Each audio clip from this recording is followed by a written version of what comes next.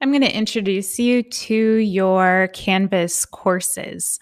So the first thing you need to do is actually log into Canvas. An easy way to do that is to go to the Veracross faculty portal and find the Canvas button on the right side. When you click on that, it's going to ask you to log in, use your regular Forest Ridge credentials, and then it'll bring you to your Canvas dashboard. So your dashboard shows all of your courses, and probably all your first semester and second semester courses will show up. If you're seeing something extra or something's missing, please email Michael Smith so he can look into it. So if you click on a course, you'll see that it's already loaded with some content. And this is the template that has been pushed out to all courses that we want you to use. Again, that's to help with the clarity and consistency of that student experience as they're moving from course to course, and also for families so they know what to expect if they want to observe courses. So on the left side is the navigation that you'll see. All of these things that don't have this little I with a slash mark through it, these are items that students will see. The other things are hidden. You can use them, but students won't see them. Your welcome page right now is fairly generic, but you will have a chance to edit this information to personalize it. At the bottom of the welcome page are several navigation buttons, and those are already set up for you. So they'll send to class announcements, learning modules, which we'll look at in a second, the syllabus, as well as a general discussion board for students to ask questions about the course. So let's take a look at learning modules. This is how you're going to organize your course and lessons and information. So the very first module is just for you. It's not published, so students won't see it. And when I say publish, when you look over here, you'll see this little X out. That means that students do not see it. If you click on it, it will publish it for students. So actually, I'll show you an example. The green check mark means it's published so that students will see it. So in the teacher module, the first thing you will want to look at is this README or template expectations. This has the goals for using a template and having Canvas, as well as the expectations for what you should be editing and what you should just keep consistent. So I'll highlight these expectations. You really should use the pre-made activity templates so that the headings are the same for all of your activities, but obviously the content you have free reign over, and I'll give instructions on how to copy and edit them. Also, please keep the module structure as is. Students are going to be seeing their courses structured by week. You'll have an option of also having kind of unit overviews, but in general, most of the work is going to be by week. And that's easier if we're moving between an all online format, a hybrid format, and once we're all the way back in person. You can create extra content or content that you only want students to see in the future. Just don't publish it until you're ready for them to see it. And just a little note that there's a lot that Canvas can do, and we're only introducing the very basic tools that you need to get started. If there are additional tools or options that you want to use, feel free to start experimenting with them and reach out to me or Michael Smith if you have questions about them or want some extra training. We can either help or send you in the right direction. So I'll go back to the modules. Another thing that's under this teacher module are some preloaded pages from Canvas. So I'll actually go down about Canvas. These are probably the most helpful links for you. So if you click on the Canvas for Teachers Getting Started, here there are a bunch of training videos geared towards teachers. So they're labeled by what they show you how to do. I encourage you to go through those so you can learn how to use these different tools within Canvas. And there are additional training videos under the helpful tips as well. Now, if you scroll down a little bit, this information, the welcome begin here, this is what students are going to see. So they have similar preloaded Canvas training videos for the student side of things. The course information stuff, this is you. This is stuff that you need to edit so that the students can learn about your class. So the course syllabus, I've actually kind of transferred the syllabus template from the Word format into Canvas. So you can edit this for your course directly in Canvas, or you can actually insert your syllabus as a Word file if you've already set it up there and you don't want to transition that. So this is actually a good spot for me to show you how to edit pages within Canvas. So you'll notice at the top right-hand corner, this edit button. So you'll click there. Now, if you want to just insert your Word file, that's totally fine. You'll want to delete all of this content here. And it usually, there we go, that box does get bigger. So you can delete all that. I'll just move it down for now. And these are all of the editing options. If you look at these three little dots, click on it, and you'll see here an option to upload a document. So if you're doing that, you can just upload your Word file and stick it in there. Otherwise, you can go through here and all of the stuff that's italicized, you need to change. And blue stuff is this optional information for the syllabus. Anything highlighted in yellow means there's probably some different information for middle school and high school. So just make sure you're picking the right options, getting rid of the rest and getting rid of that highlighting. And to get rid of the highlighting, you'll see the highlight option is right here. So you can just get rid of that.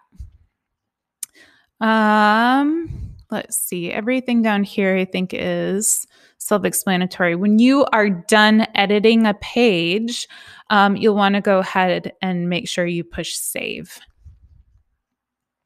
So I'm going to go back to modules. Notice you can get there from the left side navigation. And I'm going to go back up here to the teacher module. At the bottom of the teacher module, you'll see these activity templates.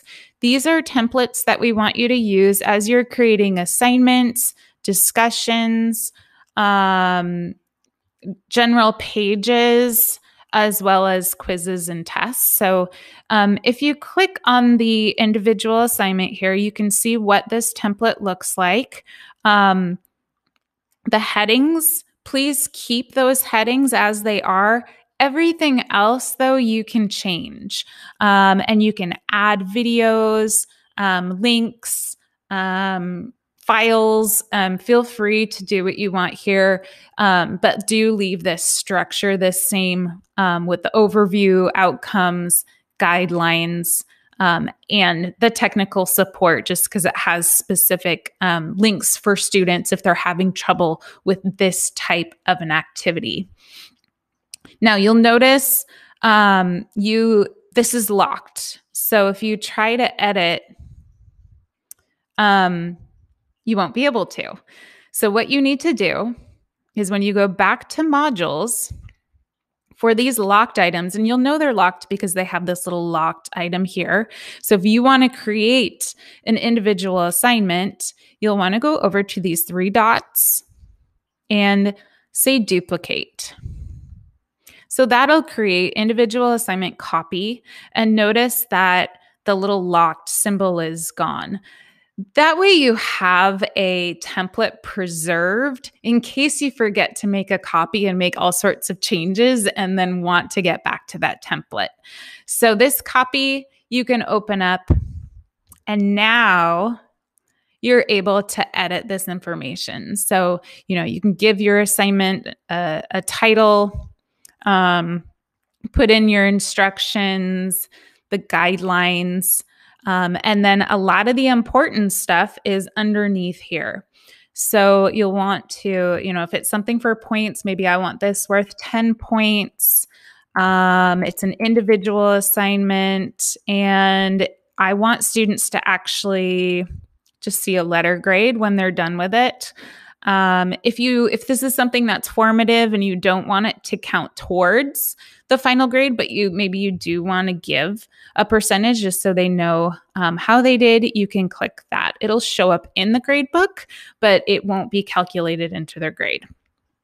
You also need to decide how students are going to submit their work. So probably online. Text entry is just going to give them a text box to enter their assignment. It does have all those options, so they can insert pictures and videos into that text box. You can have them submit a URL, a link to something, a media recording, and a file upload. The file upload is kind of nice. Maybe you want them to upload a Word document, so you can restrict the type of files. So maybe you want it as a document. These are the extensions. So doc or docx will limit their upload files to just those types. And you can select more than one option here. You can also, if you want them to use an external tool to submit their work, you can do that as well, such as, Flipgrid, Office 365, Cloud Document, OneNote Class Notebook, and we'll have more training on those as we learn how to use them. Let's see, I'm going to go back to online submission. You can choose how many times a student is allowed to attempt an assignment. So unlimited, they can do it as many times as they want, or limited, you can say how many attempts. So maybe I just want them one attempt. Group assignments, leave this for now. We'll have a separate training on group stuff as well as peer reviews. Now, to assign it, if you have multiple sections, you can choose different due dates for your different sections. You can also choose individual students if you want them to have different assignments or different due dates. For this class, I only have one section, so it's going to be assigned to everybody. I'm going to select a due date, maybe September 4th. I can set a time, so maybe 5 p.m. If I only want students to be able to access it for a certain date range, I can add that as well. Now, if I need to give a different due date to a different group of students, I can just push that add, and I can add different students here. When you're all ready, you can go ahead and push save. Oops, my term starts much later, so this is a second semester class. I'll go ahead and make it February 12th. Let's see if it likes that. Okay, excellent.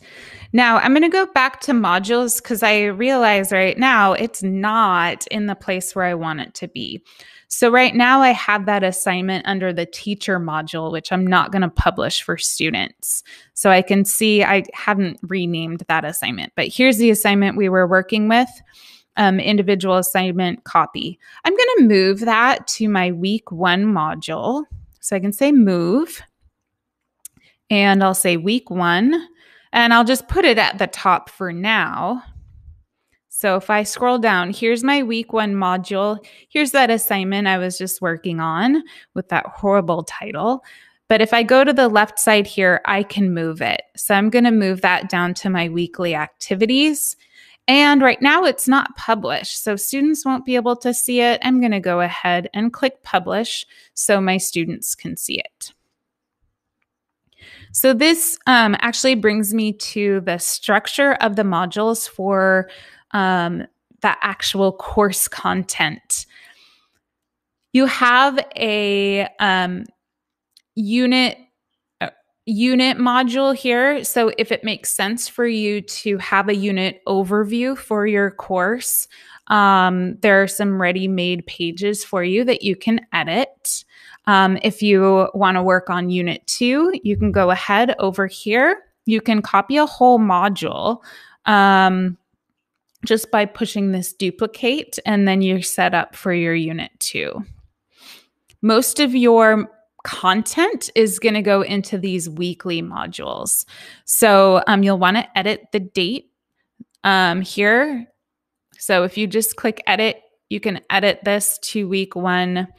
So September, I don't know what this would be, 7, 8, 9, 10, maybe September 7th through 11th. And that's all updated.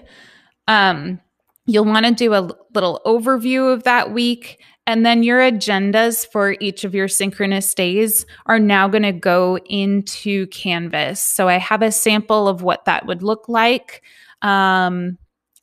It's really super easy to embed a video there, which is great for asynchronous students. Lessons and goals and lesson agenda. And the more information you can put in there, the easier it is for students to navigate, especially if they are working asynchronously. So please read through the directions at the top as you develop your agendas. So back to modules. There's also a weekly review here for some wrap-up stuff and an area if you need to put some supplementary resources, either for extra review or for students who want to learn more. You are welcome to add more content than what's here. Just don't remove these pieces. These should all get filled out. But extra stuff is totally fine. Let's see what else. One thing you'll want to do on the left side here, you'll see this class notebooks link. You're going to want to click there and actually sign into OneNote. And then you're going to set up your class notebooks right here within Canvas, so that this button is going to link directly to that class notebook, both for you and for your students. And what's great about it is once you have set up your class notebook, when students click on this, if you've set it up with these specifications, then when students click on this link, they will automatically get enrolled into your course, so you don't have to enter their names in manually. For the Office 365 link, you're also going to want to log in, and I've already done that, but that way you can access your OneDrive really easily directly from here. Now, I want to show you one cool feature here. If you go back home, on the right side is this button for student view. If you click on this, now you are a test student within your course. The test student shows up in the gradebook. The test student can take quizzes can actually participate in discussions. But it's nice because you can see everything the way that a student would. And you'll notice there's a pink bar and a pink border here to remind you that you're in student view. You'll notice on the right side here, I already have something on my to-do list as a student because something's been assigned. So that individual assignment is going to show up here. There's a button for submitting that assignment. And I have, had that option for file upload, a text entry, or submitting through Office 365. Let's see. If I go home, that's fine. I maybe, want to look at my calendar as a student. Right now, I don't have much in there, but if I go to February where that assignment was, you'll see that actually shows up. The due date and time is going to show up on my calendar. So students will actually see all their different assignments in different colors. Back to today. And let's see. I'm going to leave this student view here. This is my calendar. So I'm going to go back to the course we were working on. One last thing I want to point out is the grade book, and it's right here, grades. And we'll have additional training on the grade book. For any semester one or year-round, year-long class, you'll see your student list here. But second semester, I don't believe students are loaded in yet. So keep an eye out for additional trainings. Ask if there's something you can't find and you want a training video on, and just tinker. You won't break things, hopefully, but look at those expectations for the template and then feel free to add pages and edit within those guidelines.